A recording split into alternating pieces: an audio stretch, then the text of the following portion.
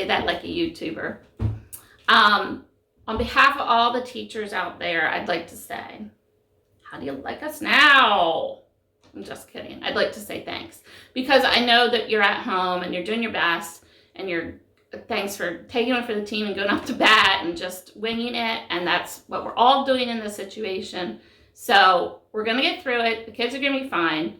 And I just wanted to come on and offer you some suggestions if you're doing some writing with them at home, how you can help them along. So I'm here to give you an overview of Kid Writing Program.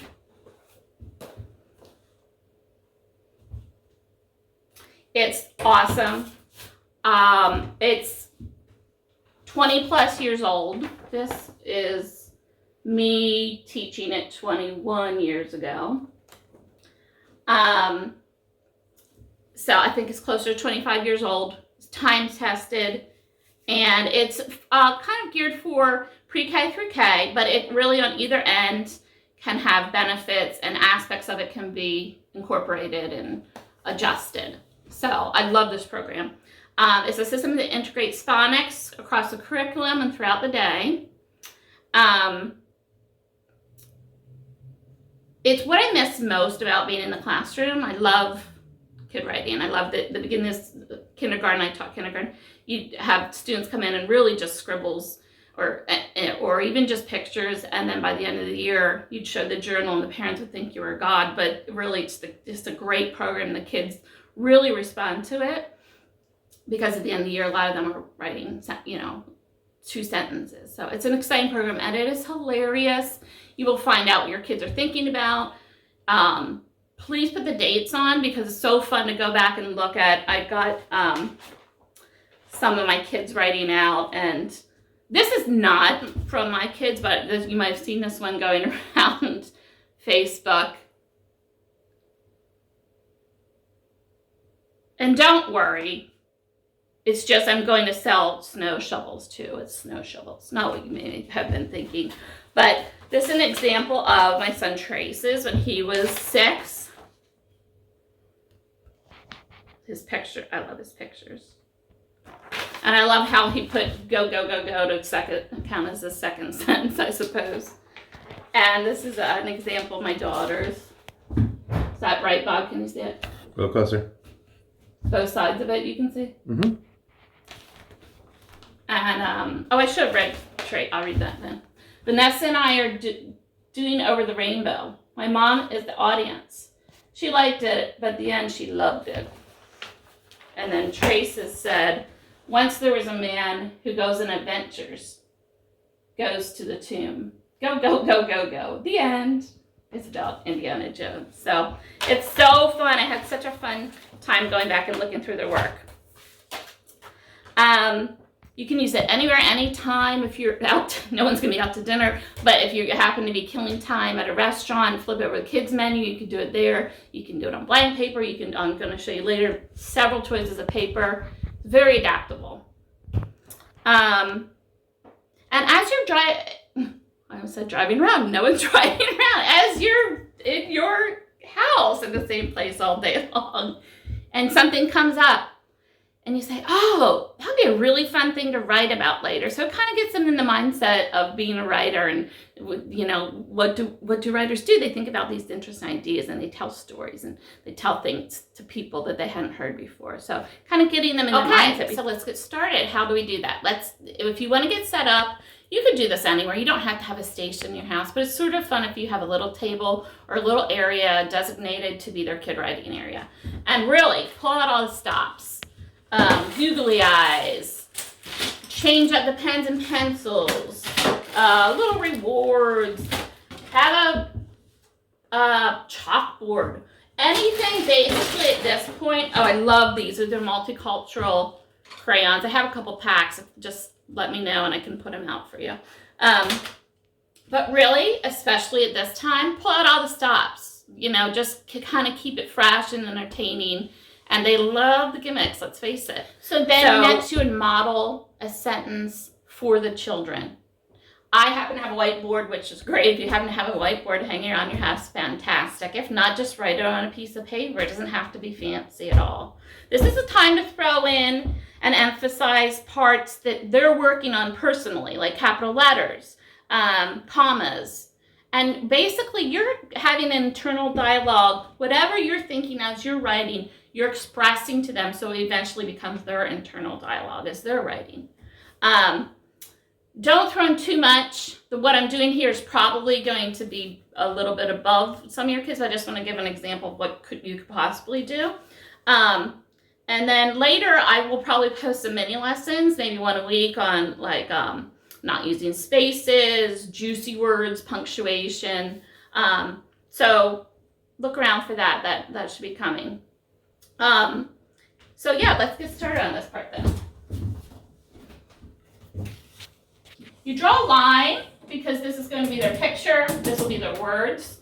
I'm going to show you a whole bunch of different paper choices, and I'll post some paper choices for you as well.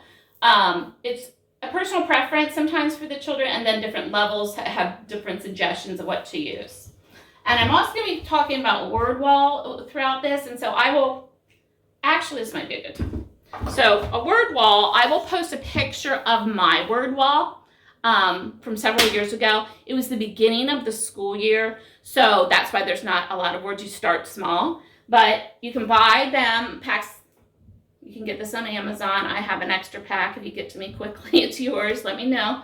And then you put them, I think a lot of people do this all different ways. You can look up word wall words and see thousands of different interpretations.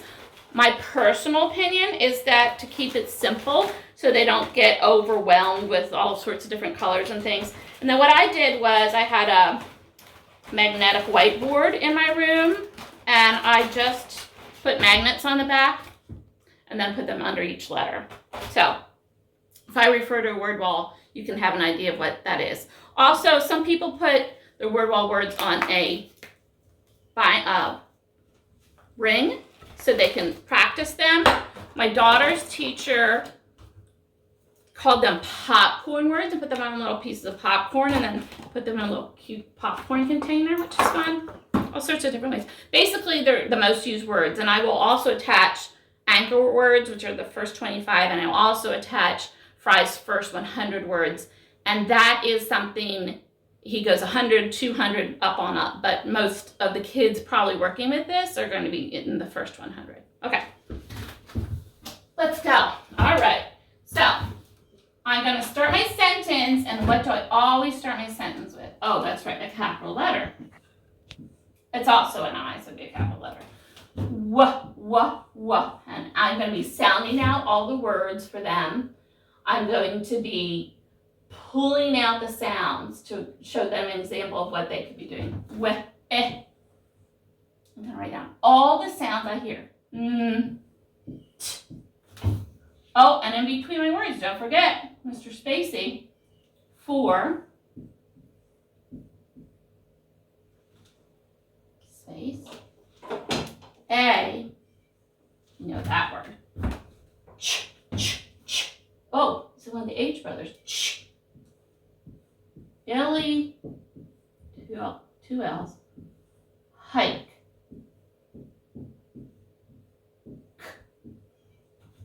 Today.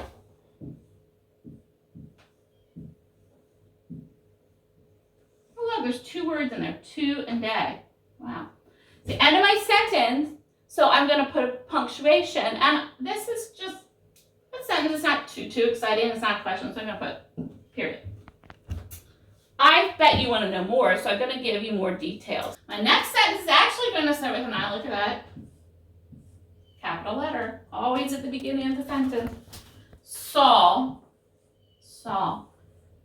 If you have trouble with that word, you know you can go to word wall word and check it out, right? That's a word you can go check. A, sl, I.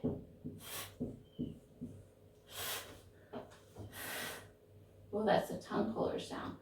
It's an H brother also, it's a TH, it's a tongue puller. There's so much air that comes on your hand when you do it. Slithering. Oh, King of ing. We'll get to this later, but king of ing.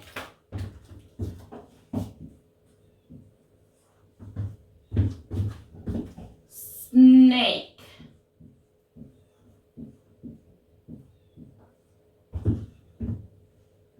And a lot, that's 2 words, a lot of, word, wall, word, bright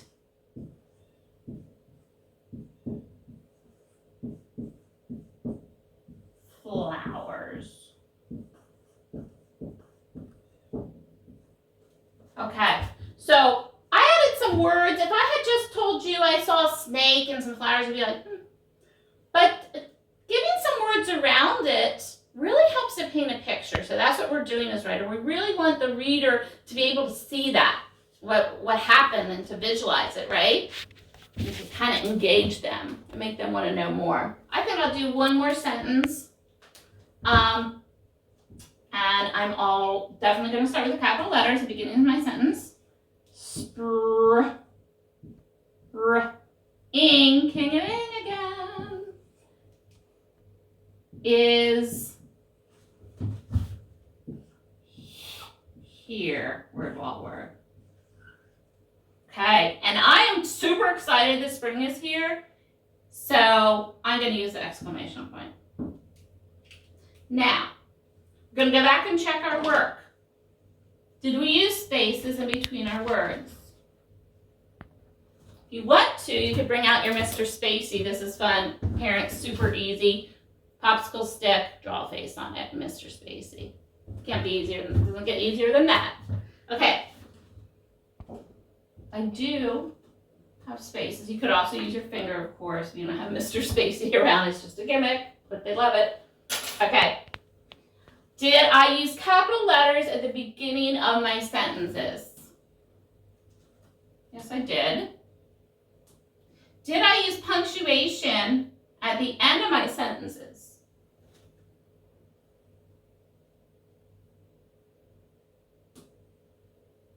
Yes, I did. As they get more advanced, of course, this is when you would talk about commas, etc., quotation marks, etc.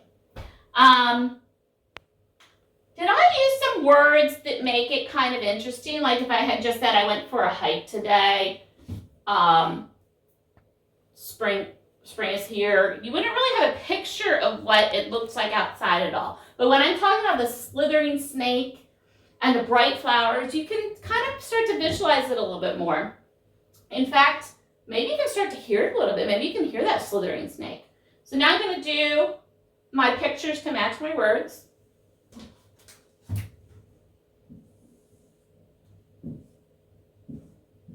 I am not a great artist, to say the least.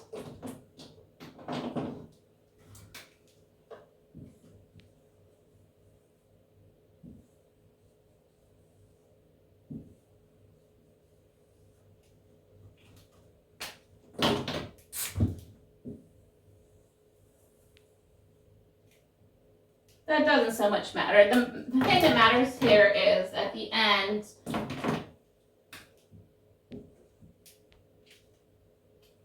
it was just a garden snake, don't worry. That you have them check that their picture matches their words. Does it all go together?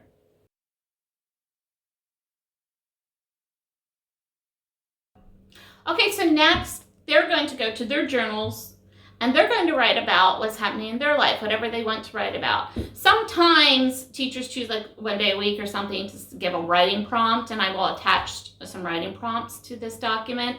And like every once in a while, you might want to use special paper or theme paper or something that would be fun just to kind of break it up. But mostly kids want to write about what is interesting to them. And that's what you're going to want to hear about, because that's what writers do. Good writers always write about their truth, right? So you could get some key points as you're going through this is phonetic spelling is absolutely encouraged. Some people say invented spelling. How it sounds. Phonetic spelling is how it sounds. It's encouraged and praised. The children learn how to stretch out the words. You can have a rubber band as a visual and write down every sound they hear. Okay? It's not always going to be the right sounds. That's okay. It's just getting them in practice of writing down the sounds.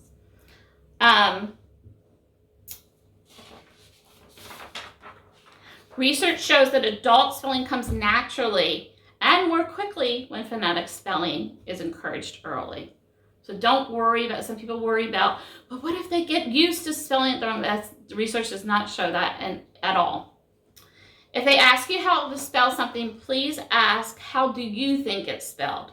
And help them sound it out. I bet they'll surprise you. Now, there might be some Mississippi or something that you're going to want to help them with, right? That's okay sometimes that you look up words. And certainly they can always consult their word wall words, because they should be expected to know some certain words, how to spell them correctly, right? And that list increases as they go, obviously, right? But they can consult the word wall word.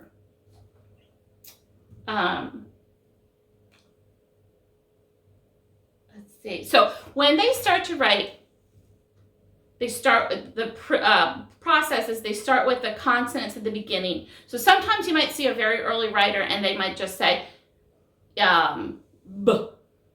and then they'll draw a picture of a bat, right? And that their writing is B. Great. Okay. So then it progresses from ending consonant, or beginning consonant to ending consonant. So then maybe it would go from b, and then they'd have a B and a T, bat. As it progresses, they're going to fill in the vowels, B, A, T, and things like that. So that's the progression of how that works. All of it, each step should be encouraged. You could use a little, again, gimmicks, but fun. A, E, I, O, U, hand. We talked about this a little bit earlier. King of Ing crown. They get it right. They get to wear it. They think they're awesome because they are. The Star of R, right? Actually, that's a good one because R is kind of hard word for kids to remember how to write. This is a fun thing that you can do too. And again, simply, these two will attach the pattern for you to use. Just cut it out, but you can really just figure it out, I'm sure, other ways too. Or you could just simply have a star bar like this, no problem. This also, again, is super easy to make. It's word families. So it's a word family house, and it's a rhyme, R-I-M-E. All about the different rhymes. Add is a rhyme, and C is the onset, for example. They're called onsets, beginning. And it's common letter chunks, so you could do at house. And this might be a good mini lesson later that I could incorporate and show you some ideas how to do that. We talked about Mr. Spacey. Simple. The rubber band. So you want to talk to them again about the pictures match the words. Whatever part they're on, you meet them there, and then you keep on building on that, right? Like if they're still, okay, and then you might want to talk to them about a goal maybe is, did they write 2 sentences that are related? That's an important part. Are they on the same topic? But meet them wherever they are when you're doing all of this, of course. You can't be jumping from they're still working on beginning consonants to expecting 2 sentences. I know you all know that. But so just take it in progression and take it slowly, and it will come, I promise. Talk about punctuation. Talk about capital letters. When you're doing the modeling is your time, just like if you're doing a read aloud for a child, that you can go above their level, right, to show them kind of model for them. Talk about juicy words. This could be another good mini lesson that I will probably love to do because I love doing juicy words. So read them a sentence and say, oh, I went and got my hat. And they're like, oh, that's so boring. Who cares all your hat? And you say, I went and got my fabulous feathered, bright pink glittery hat and put it on my head and walked around proud, right? So give them examples. Be an actor. They say teachers are just frustrated actors, so maybe that is the case. So it's your turn. Go for it. So juicy words would be interesting vocabulary words, furious, thrilled, and appreciate their own way of speaking, like pumped, right? Or dreadful or glum or rotten. Just kind of make it interesting. That's what writers do, right? Right? I always say good writers surprise people. So, leave a page at the back of their journal. I'm going to show you some examples of journals. Anything will work. Just grab a notebook, grab paper, whatever. Just please put the date on because you'll forget. I think you will. I always forget. This is a blank one. That one's also blank actually. Okay. This is kind of my preferred. This is what I have used many times. It says my writing journal, and they put their name. And then this is for their pictures and then the words. And then the back, as they advance, has more, it's all writing lines, so they can use it. This is another one that I used kind of near the beginning of my teaching career. It has alphabet on the front. I really like, I should have copied this. This type, which if you want it, I'll make sure I get it for you. So it has the cloud at the top and the flower at the bottom to say, like, this is the top of your line, this is the bottom. Also, some have used, I don't know where it is, but there's some that have like, oh, here we go. That's that. We looked at that. We looked at that. This one. So this would be for more advanced writer. I'm attaching a bunch of these. This has a dinosaur. You could use really whatever. You could even make a mark yourself on the page. Like, this is where we start left to right. It's a left to right reminder. Okay. So as I was starting to say, at the back of their journal, I'll attach a picture that I've used with another type of journal where I did this. But you can put, the Fry's 100 word, the word wall words basically on the back of this. You could attach something, you could fold it once over and glue it in of what good writers do. We're going to get to that. Juicy words, and then they can add to the juicy words as they think of them. So, and then you could even have little tabs. It's in the picture. You could have little tabs sticking out. I'm going to have some here, maybe.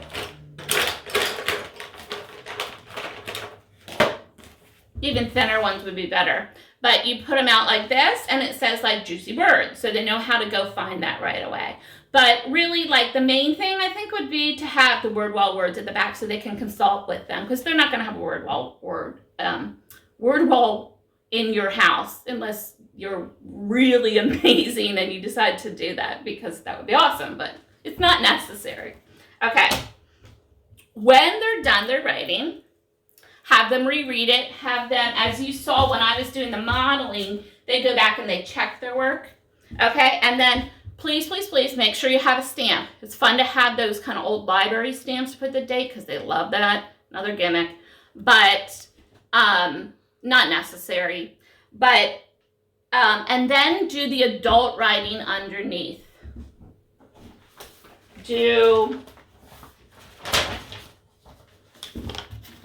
If any words are phonetically spelled, do the adult spelling underneath. Some people call it book spelling. The main thing is don't call it wrong, right? Because that's really defeats the purpose here. And write it underneath. And then go back and reread it with them or have them reread it to you, which is really effective. Rolling. Okay, so the kids should be self-checking, and you'll have to do it with them several times first probably to just kind of get them in the habit of it. Did I try sounding out words? Did I spell easily words correctly? Did I use my word wall to help me spell words?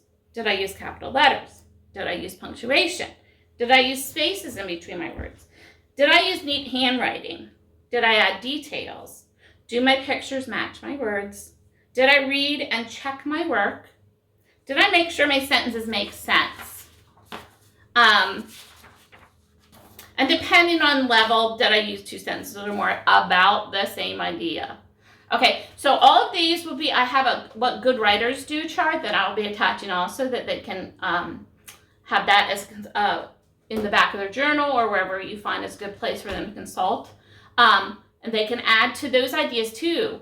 One thing that is really important that I have on that chart So I will say some of the, well, I'll get to that in a minute, is good writers write every day.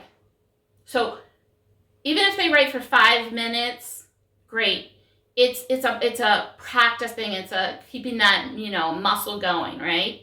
It is, have them, if you at all can. I know there's a lot of pressure right now to do just the right things and everything, but just have them write every day if they can. If you forget certain steps of this, no big deal. If you don't have the gimmicky little pointer, come on, whatever. But it's just that you're trying and they're trying and working on it. That's awesome. Then they won't slide.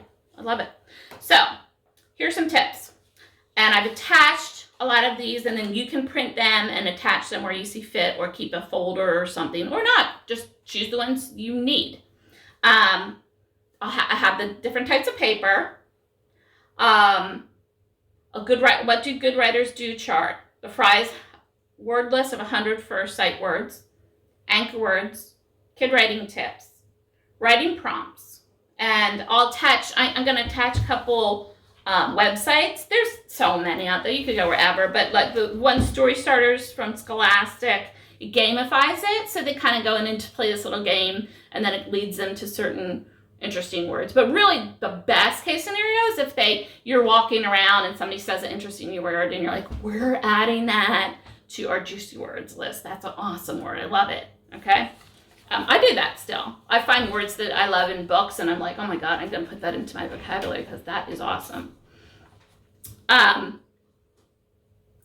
And like a lot of the things you can choose grade approach, like it would say first grade juicy words or something like that.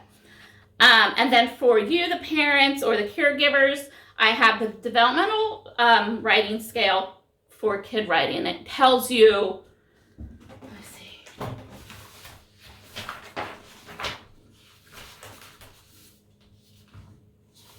Here we go. Gives you an idea.